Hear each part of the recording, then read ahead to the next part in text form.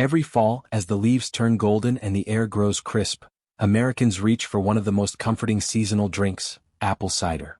It's more than just a beverage. It's a tradition, a signal that autumn has officially arrived.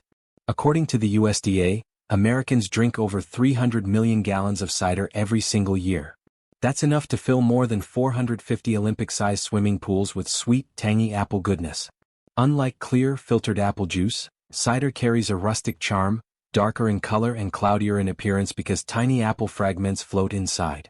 Each sip feels more authentic, more connected to the orchard it came from.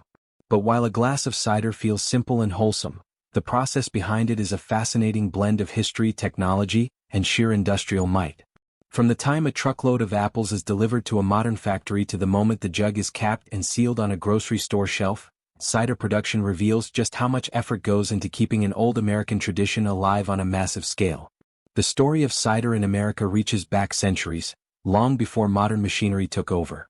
When the first European settlers arrived in North America, they brought with them apple seeds and the knowledge of pressing fruit into juice. By the 1600s, cider was already a household staple in New England. Clean drinking water was often difficult to find, so cider became the everyday drink for families, safer and tastier than what flowed from the streams. Autumn meant gathering apples, pressing them by hand, and storing the liquid in wooden barrels to last through the long, harsh winters. By the 1800s, cider wasn't just a drink, it was a way of life. It was poured into children's lunch pails, shared among farm workers, and served in celebration at harvest festivals. Back then, the word cider usually meant something alcoholic as fermentation naturally occurred. Sweet cider, the non-alcoholic version we know and love today, grew in popularity later, particularly after Prohibition made hard cider harder to come by. Over time, what began as a farmhouse ritual became a full-blown industry. Wooden hand presses gave way to roaring steel machines, and cider transitioned from something made in backyards to something produced on a scale that supplies supermarkets nationwide. But what does it actually take to transform millions of apples into the golden, cloudy drink Americans pour into their mugs each fall? The journey begins in the orchards, where truckloads of apples, sometimes tens of thousands of pounds at a time, arrive at the mill within days of harvest. These apples don't rest for long. Time is critical because the fresher the fruit, the brighter and crisper the cider's flavor. Workers unload the trucks and guide the apples into a massive water pit. Here, something magical happens. The apples float, bobbing gently as the water carries them forward onto a conveyor. It's an endless stream of fruit, moving in a steady rhythm toward their next stage. Before they can be crushed, however, cleanliness is essential. Washing stations spray high-pressure jets of water as the apples roll across stiff brushes. The bristles scrub away dirt, leaves, and debris clinging to the skin. The sound is almost musical, the hiss of water, the scrape of brushes, the constant rattle of fruit tumbling forward. One washing line can handle several tons of apples in just an hour, ensuring that no stray particles sneak into the cider. By the end of this stage, each apple is shining, clean, and ready for its transformation. That transformation begins in the grinder. Apples tumble down a chute into a chamber filled with rotating steel arms and razor-sharp grates. The blades tear the apples apart, shredding skins, stems, cores, and seeds into a pulpy mash called pomace. Nothing goes to waste at this stage, everything becomes part of the mixture. The result is a thick slurry, a combination of juice and fiber that looks messy but smells unmistakably of fresh apples. Pumps then push this slurry through stainless steel pipes toward the press. Here, the magic of extraction takes place. The pulp flows between two wide, porous belts that loop around heavy rollers. As the belts tighten, pressure forces juice out of the pomace, dripping in clear streams into stainless steel pans below. The air fills with a sweet apple fragrance while the sound of rolling belts sets a steady industrial rhythm. Each press can yield hundreds of gallons of cider per hour, squeezing every drop of juice from the mash. What remains, flattened, nearly dry pomace, isn't wasted. Farmers often collect it to feed livestock, or it may be cooked down into apple butter or repurposed for other food products. Once pressed, the juice flows into large holding tanks, still cloudy with tiny particles. At this stage, it looks like cider but isn't yet ready for your fridge. Factories must ensure that the cider is safe, shelf-stable, and consistent. First, it's filtered. The liquid passes through a rotating drum lined with tiny perforations, straining out seeds, stems, and large pulp fragments. The cider that seeps through is smoother, though still naturally cloudy. Next comes pasteurization, the step that locks in both flavor and safety. The cider moves through thin channels between heated steel plates. The temperature rises high enough to kill off natural yeasts and bacteria that would otherwise ferment the juice into alcohol or cause it to spoil. Unlike homemade cider that ferments in a barrel, modern factory cider is engineered to stay fresh, crisp, and non-alcoholic. This heat treatment gives it a shelf life that can last up to a full year, letting families enjoy it well beyond the fall season. With pasteurization complete, the cider is ready to be packaged. Workers load empty plastic jugs onto a conveyor belt where filling nozzles descend from above, releasing steady streams of steaming hot cider. Each jug is filled right to the top, leaving no space for oxygen, which could shorten its shelf life. The filled bottles glide down the line to the capping station, where airtight seals lock in freshness. From there, labels are applied, and the jugs are packed into crates destined for supermarkets across the country. In just a few hours, apples that were hanging on trees in an orchard can be transformed into cider lining a grocery store shelf, ready for families to pour at their Thanksgiving dinners or sip by the fireplace on chilly evenings. The entire process is both a triumph of tradition and technology, a drink tied to America's earliest history, now scaled up for millions to enjoy every year. But apple cider isn't the only food with an intriguing story hidden inside factory walls. Take chocolate coins, for example, a holiday treat that bridges culture, tradition, and technology. Factories across the United States can produce as many as 150,000 chocolate coins in a single day, enough to fill thousands of Christmas stockings or brighten countless Hanukkah celebrations. At first glance, they're just small pieces of chocolate wrapped in shiny foil. But their true value lies in the history they represent. Chocolate coins trace their roots back to Europe in the late 19th century, when they became popular Christmas tokens linked to the legend of St. Nicholas. Families would tuck them into stockings as symbols of generosity and charity. At the same time, Jewish communities began using chocolate coins during Hanukkah, teaching children about money and sharing while adding sweetness to the holiday. By the early 20th century, these treats had crossed the Atlantic and become woven into American holiday traditions. Today, whether in the form of pennies, poker chips, or novelty designs, chocolate coins remain a nostalgic seasonal delight, balancing symbolism with indulgence.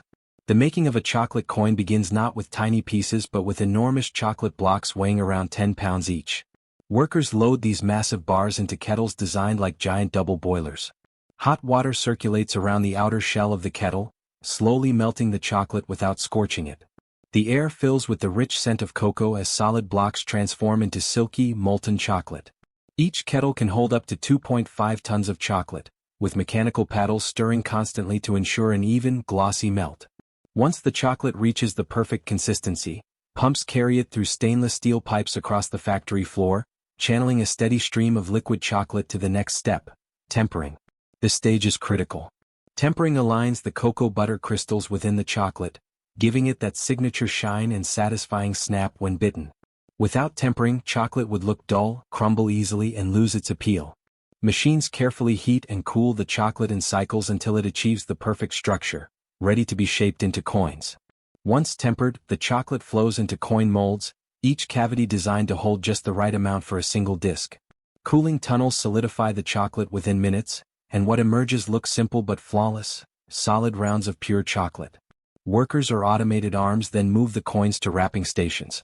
Sheets of gold foil are stamped and folded tightly around each piece, turning a plain chocolate disc into something that looks like treasure. The coins are often packaged in mesh bags, making them jingle and shine like money.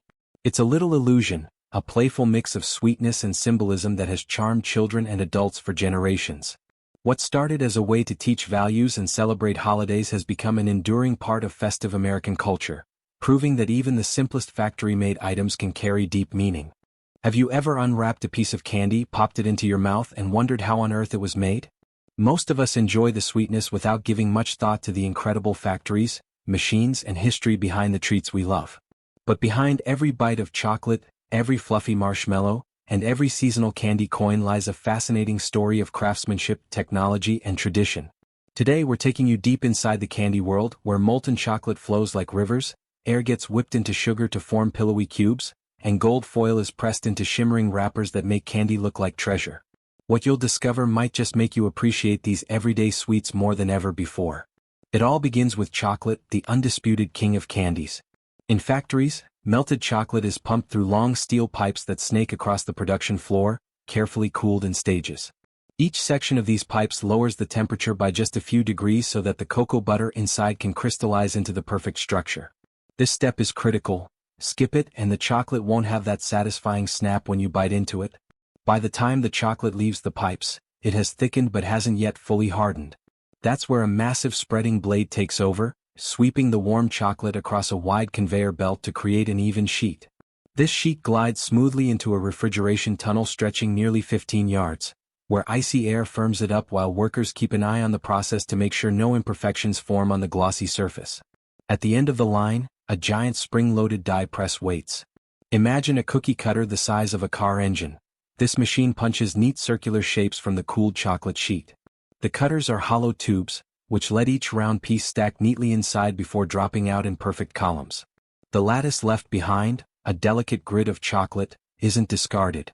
Nothing goes to waste in candy making, it's melted back down and fed into the system again. The round pieces that make it through continue on their journey toward one of the most iconic steps, wrapping. Thin sheets of gold foil are unwound from giant rolls, stretched to an exact thickness by tension rollers and cut to size. Each chocolate piece is carefully wrapped, transforming a simple sweet into something that looks like real treasure. But the magic doesn't stop at the wrapper. These foil-covered coins roll forward into another die press where machines emboss them with permanent designs. Sometimes they're made to look like American pennies, sometimes poker chips, and sometimes holiday symbols like snowflakes or reindeer. The press is so powerful that the marks cut through the foil and leave impressions on the chocolate itself. These tiny details turn candy into keepsakes, especially during the holiday season when gold chocolate coins fill stockings across the U.S. Once stamped, the coins slide down chutes, clattering onto another conveyor belt, where they spill into massive bins. Automated scales weigh the perfect portions before the coins are dropped into mesh bags. Suddenly, what started as a molten sheet of chocolate has become a gleaming bag of candy treasure ready for store shelves. Chocolate coins are just one of many candies that capture the imagination. Another classic treat, one that nearly every American has roasted over a campfire or mixed into hot cocoa, is the marshmallow. Believe it or not, Americans consume more than 90 million pounds of marshmallows every year. That's enough to cover 1,500 football fields in a soft, white blanket of sweetness. They may look simple and playful, but marshmallows are the product of a surprisingly complex and precise process that transforms just a few ingredients into billions of fluffy cubes.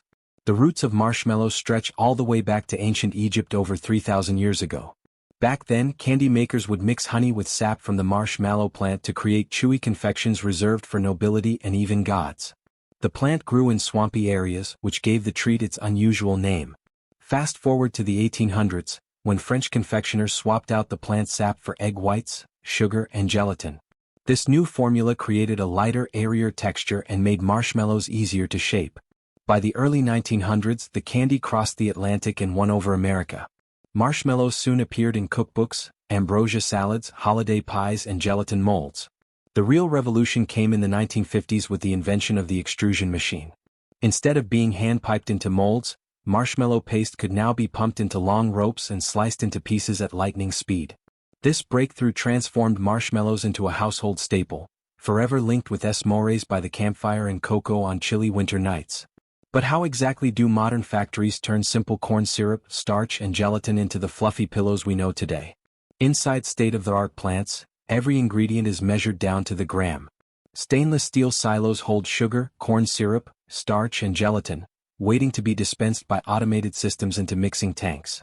Accuracy is everything because even the smallest imbalance can ruin the texture. Corn syrup ensures softness, sugar provides sweetness, starch adds structure, and gelatin delivers that signature springy bounce. Dry powders cascade down chutes in steady streams while pumps push thick syrup through heavy pipes. In giant mixing tanks, industrial paddles churn slowly at first, folding the ingredients into a sticky paste. This paste is then pumped into steam-jacketed kettles, where it's heated to 240 degrees Fahrenheit. The heat dissolves the sugar crystals into a silky syrup, while sensors constantly monitor the temperature to prevent scorching.